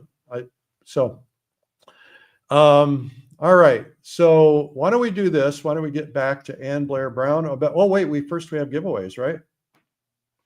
Carrie? Not yet. Anne comes first. What did I do? What did I forget to do? No, I said the giveaways come after Anne. Anne comes first. Oh, Anne comes first. She's well, we have to find Anne. There she is. Okay. Well, y'all Anne, need to tell my husband that. Thank you for your patience. Absolutely. I love hearing you talk. You're a very sweet person. You and I had dinner at the Plein Air Convention with your husband. What a nice man he is. He is such a nice man. Trey Finney. Just okay. Delight. So Carrie's going to ask the questions. I'm going to drop out for a second and let Carrie ask those questions. Okay. We have lots of questions. So okay. These are in no particular order. I just was trying to grab them as they came in fast and furious. So with your plein air setup, do you do a limited palette? I do. I do a limited palette across the board, indoors, outdoors. It's basically a warm and a cool of all the primaries. And I do have yellow, ochre, and white. And I really, truly believe that I've seen people paint pretty nice paintings with tons of colors, but I feel like they're, for me, the palette I currently have is like my piano keys. And if I added more piano keys, I'd get too confused. So, the more limitations are where it's at. That's what I think. And I could go on and on about that. Do you include black in that as well? Or do you mix your own black? Or do you not use black? Funny you should ask. I actually don't have black on my palette. I mix my own darks. There's really no true black in nature. This is my sweater's black, but it's, a man-made dye. I love black. I love some of the artists that I see use black. So the other day I played with black and I liked the outcome. So I've heard people say that you don't use black, and especially if you're a colorist but I say do whatever you want and when it makes you happy and giggle. I love it. So can you talk a little bit about your plein air setup and how you go about, like, if you want to quickly get out and paint? Do you have this great big setup, or is it something simple? What does that kind of look like? I have just a normal backpack that you would just buy at a sporting store, and I have a Yugo palette, which is just this wooden box, and it slides in and out easily. I minimize the brushes I take. I minimize the tubes of paint I take.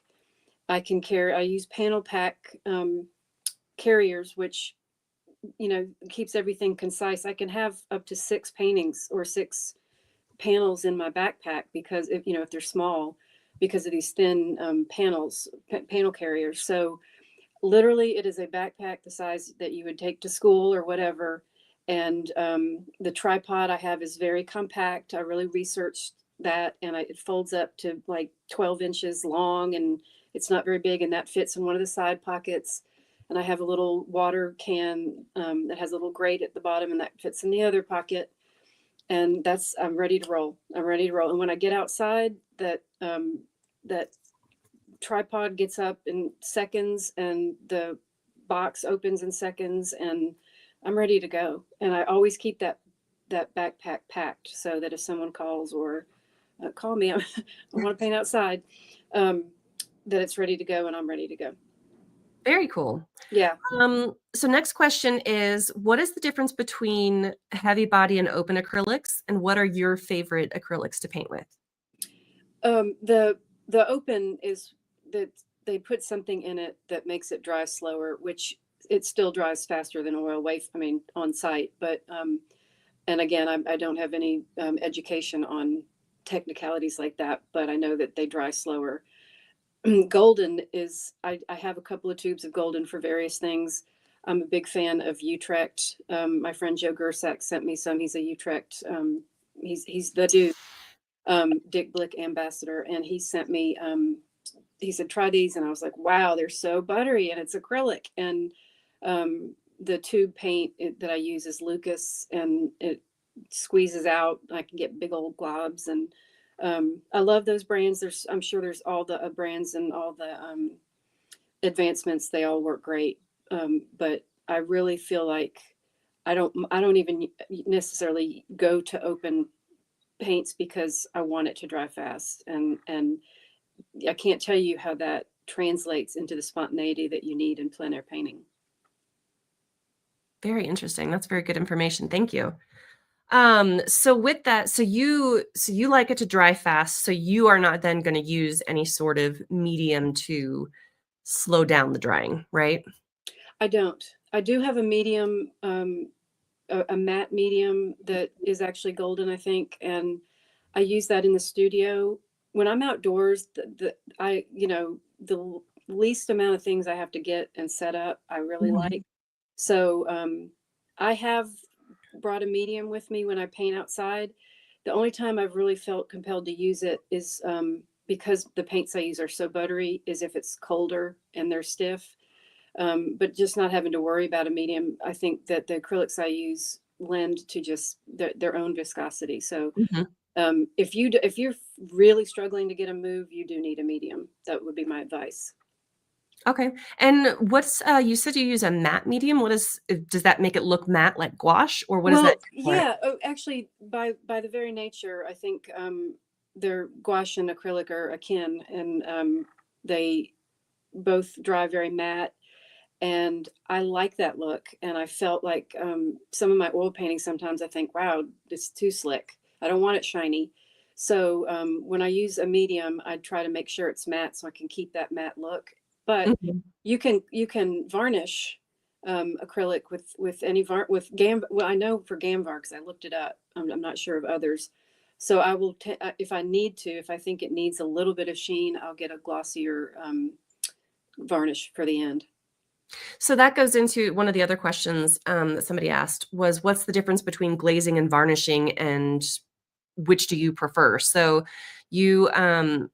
I have tried using a matte varnish with a brush, and I found that it actually left streaks, not from the paint because it didn't pull that up, but it was just the product itself. For some reason, you could see the brush strokes with it. Oh yeah. I had to take it off and then do one that wasn't matte. So what's your kind of experience with glazing and varnishing? Well, it sounds like you might have used too much of the, I use That's possible. Yeah, I use scant amount. Like literally I dip the very tip of a big fat brush, and then I wipe it out, and then I just see how it looks. Really what I'm trying to do is not glaze my painting after it's done. I'm trying to like if you use Gamvar, it is formulated to work with the paint, and that's why you can use it so fast after it dries and not have to wait 6 months like traditional varnishes. And so just a scant amount, and if it's really shiny and you're seeing grooves and stuff, you probably have too much. As for glazing, I think glazing, and I don't really use the word glazing in my work, but I feel like that's something that you do as you paint, or actually, like if you feel like, oh God, I lost all the color, you might take, linseed oil, and there's a formula to it that I'm not familiar with because I don't do it, but there's a little formula that you can do, and then you can add color in that. And then when you glaze over, you can kind of change the color of your painting, which is a lovely technique. I just don't seem to use that one. Mm-hmm. Okay, that's good information. Yeah. So next question is kind of two-part, is what is your favorite surface to paint on? And then what is the best surface you would recommend for someone starting out with acrylics? Well, the first thing you need to keep in mind is hands down, you need a universally primed surface like acrylic primed. So if you have oil primed canvases or panels, no bueno, don't use them. Okay. Yeah, and that actually I think goes for like if you use water soluble oils too. Can you gesso those and still use them? That doesn't sound I would recommend that. No, Yeah. no, because you can't put it over it. Yeah. Okay. Oil does not want to be below. Gesso is typically, well, there are acrylic gessos and then there are traditional gessos. I wouldn't recommend them. Right. And that is to say that, I mean, if you have a painting that's painted on universally primed and you want to paint over it, you need to scrape it down or gesso it or something. But yeah, I think that, wait, what was the original question? Is what kind of a surface would you recommend for Okay. a person? And then what's your favorite? My favorite. Okay. So my go-to currently for outdoor painting is the Centurion Universal. It's LX, Centurion LX Universal Primed Linen Painting Panel. I have to work on linen. I do not like canvas duck. And I bought some canvas duck on sale and I hate them, and I gave them to my husband. I don't know what, I mean, it just does not work for me. He does them great. But I love this panel. It's not cheap, but it's not expensive, and it's got a nice tooth to it, but it's also it's got enough slickness to where that acrylic just kind of glides on it. And I like it for both oil and acrylic, but especially acrylic. And in the studio, Centurion has another linen canvas that they make that's, I get the gallery wrapped. And I also use the Blick Studio linen, which is acrylic primed, and it's for the bang for the buck for sure. So I don't really go out and buy the most expensive things because I just don't think we need to. But you can also, if you are really on a budget, there's some really great canvas papers that they're making, especially if you're just out for playtime and you're not going to frame anything. I like the Canson Canva paper. It's got a really nice flow. It's pressed to be like canvas, but it's paper, and it's you can just take the pad and there you are. But those are some things I like. Interesting. I'm gonna have to try that. Yeah. So you talked a little bit about liking that surface because it kind of just glides across it. So a lot of questions about, you were talking about how you can kind of make your paintings in acrylic look like oil paintings. Is that surface? Is that a particular brush, or is that a technique? Can you talk a little bit about how you do that? Yes. So if you like, say you're using a gesso board or something like that, you're going to get a slicker finish and it's more stained, and that's a lovely look. But for me, if you're trying to you really like the look of oils, but you're excited about the properties of acrylic, I would say get a really toothy surface, and again, universally primed. And then my brushes, I do tend to use bigger brushes on smaller canvases because that's part of how I get that loose effect.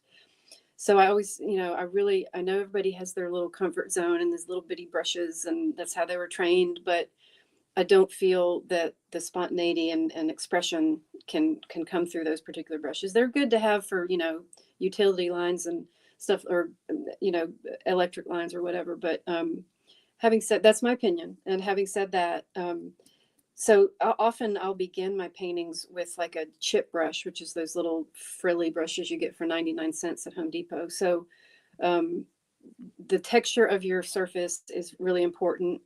The brush that you use, hog bristle, or I don't actually feel like I have to use specific acrylic brushes. I use the ones that I use for oils, but I just make sure that everything's water soluble. So if you use traditional oils and you have Gamsol or whatever, you would want to keep 2 separate sets. But I just use the same for all my water solubles. But again, big brush, Egbert brushes are great. They're really floppy.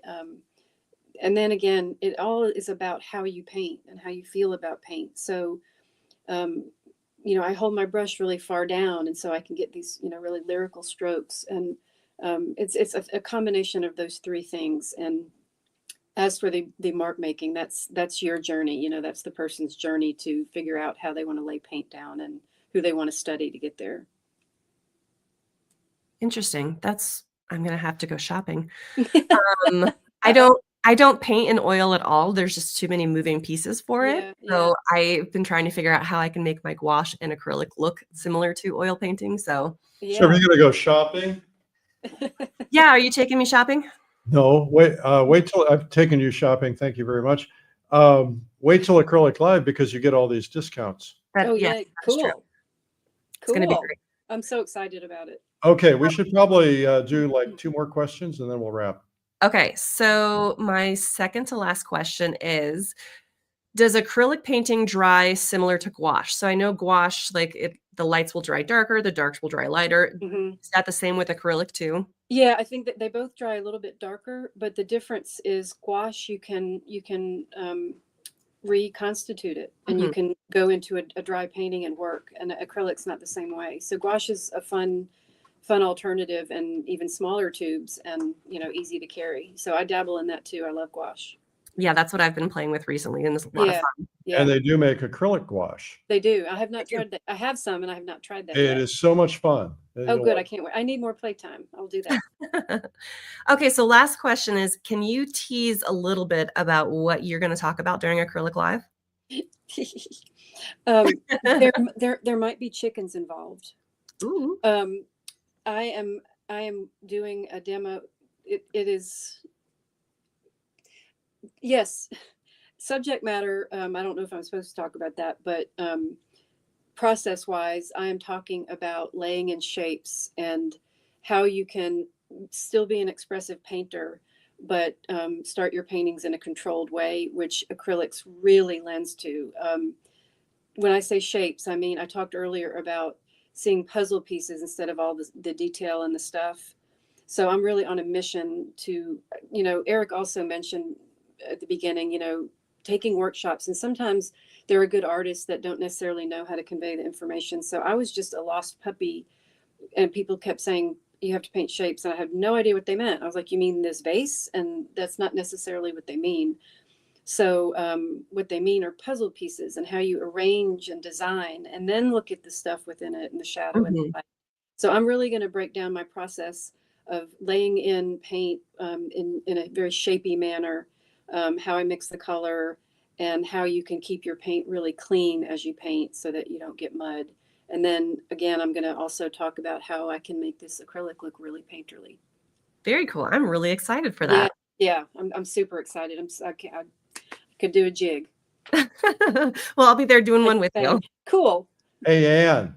Yeah. I see Kevin McPherson is in the comments. Amandine, send him a link and see if we can get him on camera. We'll give him some. Oh, fun.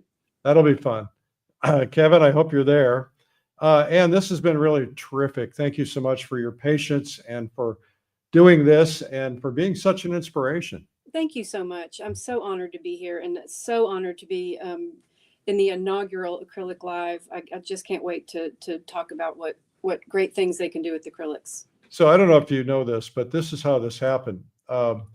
We have these other events that we started during COVID, and we thought these events would die with COVID, right? When COVID was over, we thought everybody'd stop, and everybody's like, no, keep them coming, because we don't have to get on an airplane. It's not super expensive, all that stuff.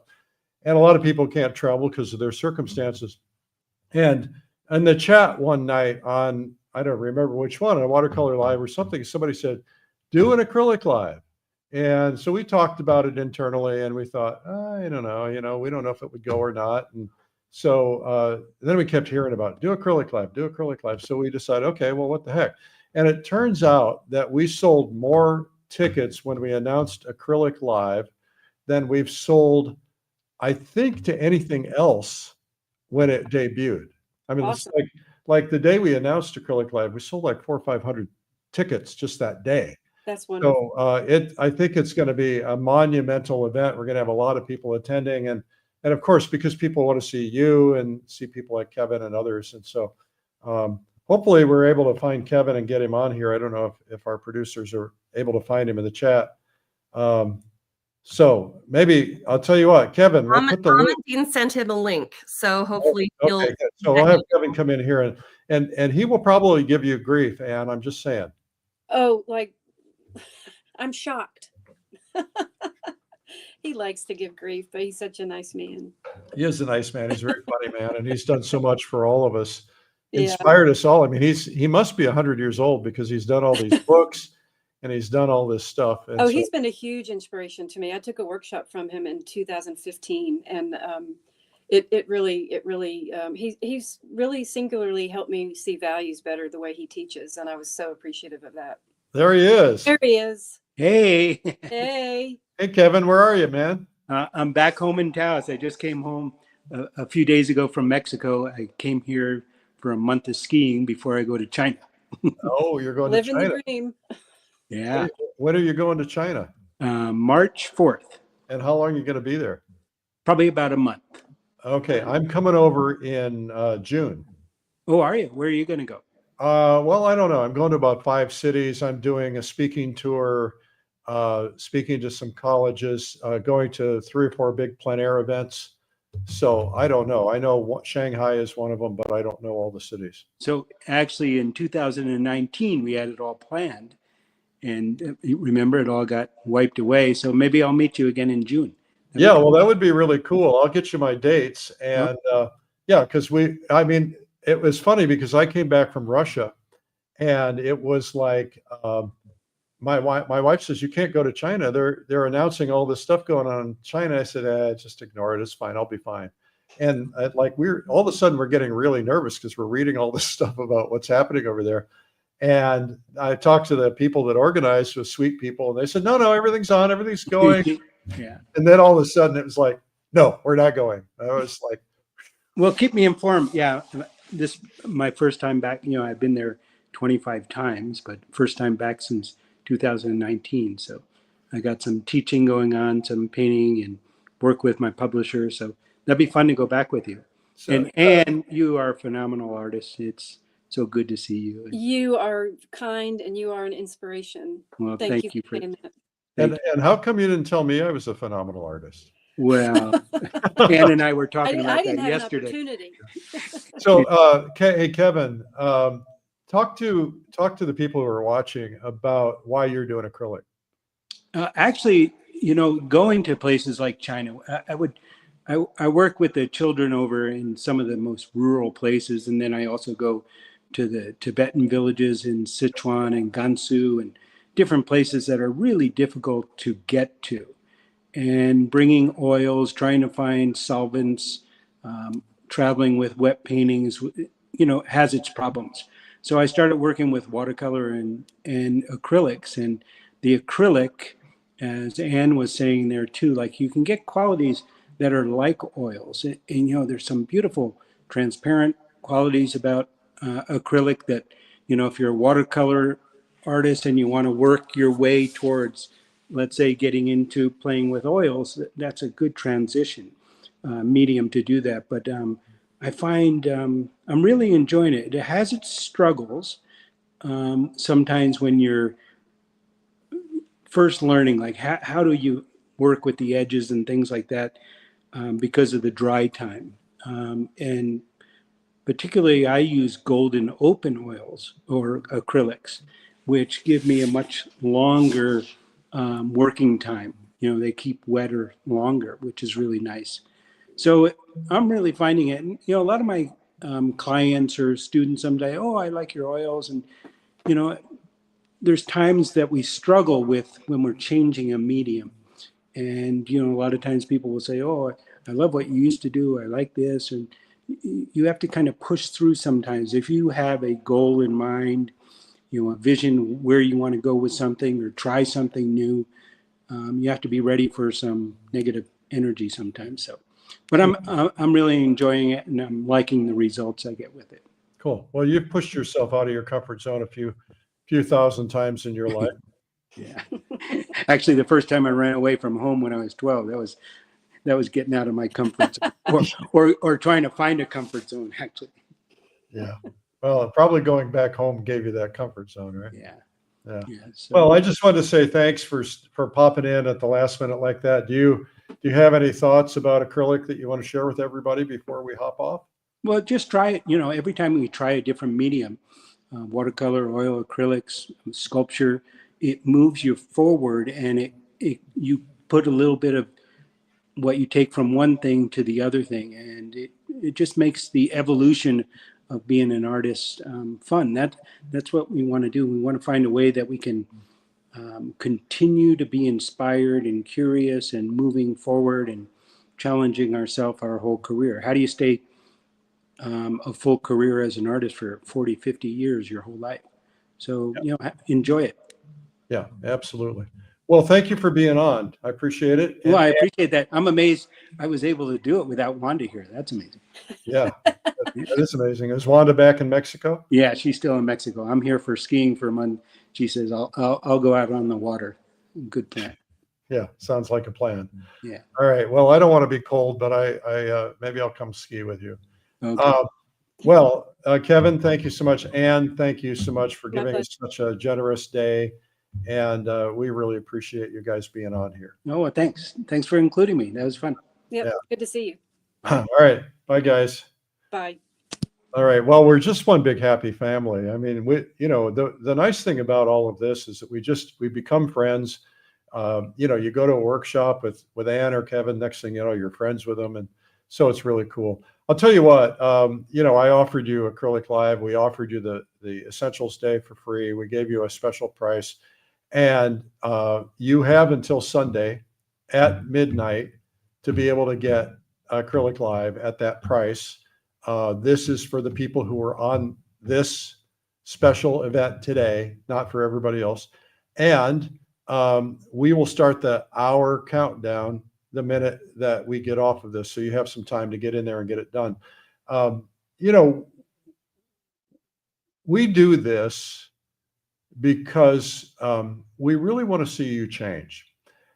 Listen, I sat and wasted time like a big fat oaf watching television in a lazy boy chair for too many years until I started realizing I got to do something more with my life. I got to push myself. I got to get out of my comfort zone. And learning art really did it for me. I was working. I had a company. I was working all the time. And when I was about 38, I kind of woke up and said, gee, this has got to be more to life than this. All I do is work. My wife bought me an art lesson, and one thing led to another. And I eventually ended up here.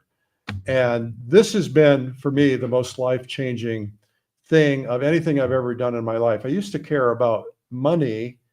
I still care about it a little bit, but I'm not like driven by it. It used to be like, that's all I cared about. And then I found that if I could turn people on to art, if I could help them transform themselves, people who didn't believe that they could do this, if I could get them to believe in themselves, or at least believe the fact that you don't have to have talent, it's a process. It was a game changer. And then, when COVID came on and we started teaching every day, and we're hearing from thousands of people who said, I never thought I could do this, and I'm doing it now, or I hadn't done it since I was a kid, and now I'm doing it again.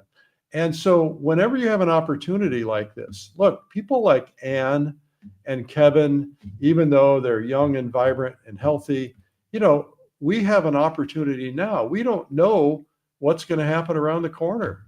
And we need to get an opportunity while we're together. These acrylic artists that are on Acrylic Live will never be on Acrylic Live together again. Maybe some of them will, but others it'll be different if we ever do a second one. And so this is a time, grab that brass ring while you can. And remember, we don't want you to spend money if you can't afford it. We don't.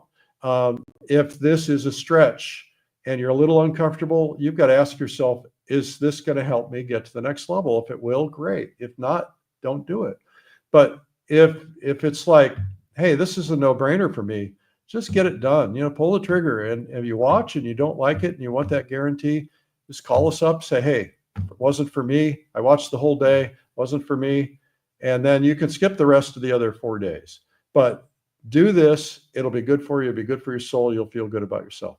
We'll start that clock now. Thank you guys for watching. Hey. Oh, wait. Oh, I know. I forgot giveaways. I know. I always forget. Yep. We're doing giveaways. All right. What are we giving away? Well, I wanted to give away some upgrades to some of the people who just signed up for Acrylic Live. So this first one is for Susan Anderson. She purchased a general ticket and we are going to upgrade her to Premier. So she gets the 60-day replays. So congratulations, Susan Anderson of Fort Myers, Florida. And then for our VIP 365-day replays, it is going to go to Christine Crimmins of Wilbraham, Massachusetts. So congratulations, Christine and Suzanne. Thank you so much for signing up for Acrylic Live and enjoy your replays. And Eric, we have a ticket to Pace to give away. Do you want to speak about that? Yeah. Well, what do you want me to say? How awesome it is to go to Pace. Well, The person that's saying that works 16 hours a day for 7 days straight to go to Pace, and I still love it. So yeah. that says something. And by the way, people don't understand. There are about 30 people working on it for about a year and a half. Okay, I'll tell you what. Let's just do this before we do that giveaway. Let's play that Pace promo. I don't have a Pace promo. You don't have one? No, I had the acrylic.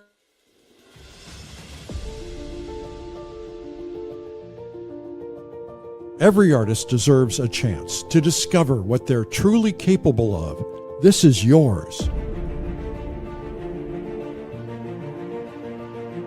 Join the world's top painters for 5 days of immersive learning, creativity, and connection in the most picturesque regions of Lake Tahoe and Reno.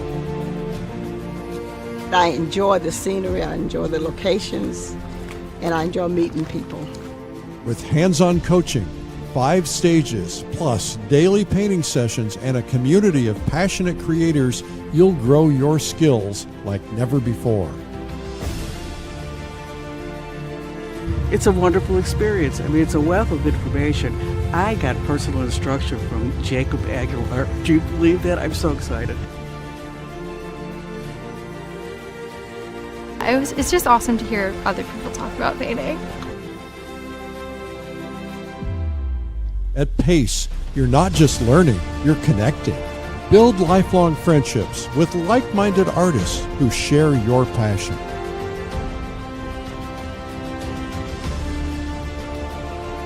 This is where ideas spark, creativity flourishes, and your next breakthrough begins. I would say just go for it. As long as I'm living and able, I will come to these. Just sign up and go. Don't wait, seats are limited. Join us at the Plein Air Convention and Expo in Lake Tahoe and Reno. Secure your spot now.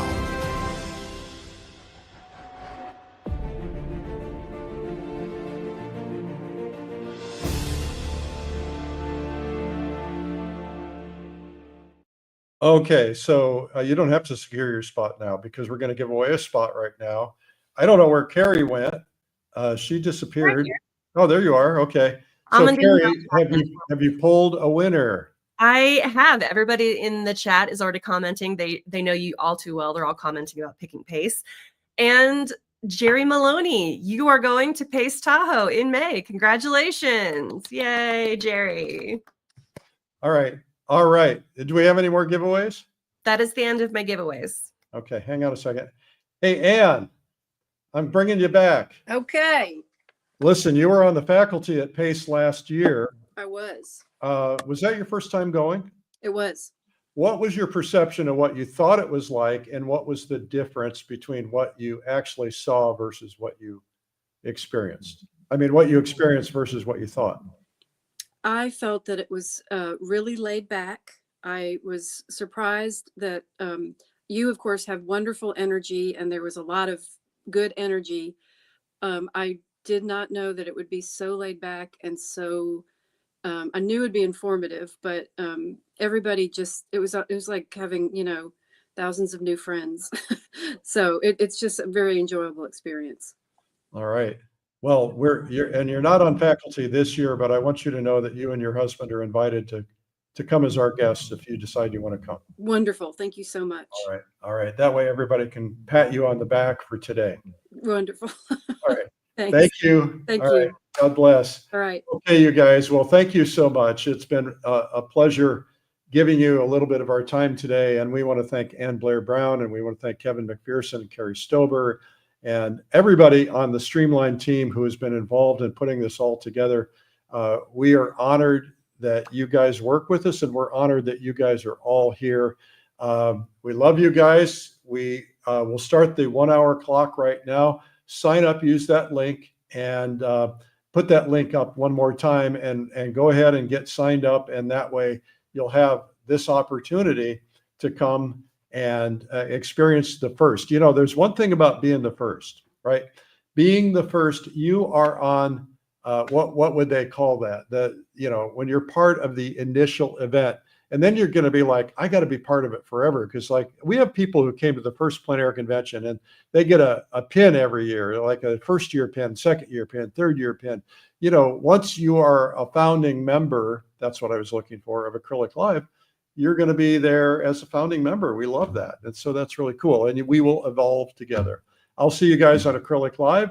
Thank you for attending today. Thank you to the incredible Streamline team and to my producer, Amandine, and you and to Carrie Stober and to Jinya and the events department, to Sky, and then everybody and all the people I forgot to mention. Thank you so much. God bless. Bye-bye.